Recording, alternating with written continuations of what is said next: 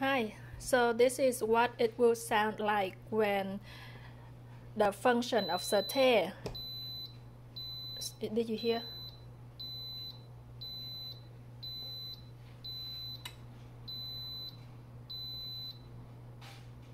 It switched to off.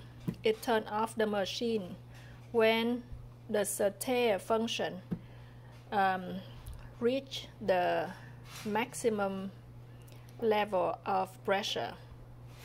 So it will stop there. It won't start to press.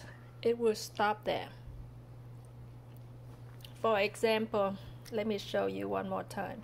If I hit Saute, it shows 20 minutes, okay? But if it reaches the maximum pressure, it will stop before 20 minutes.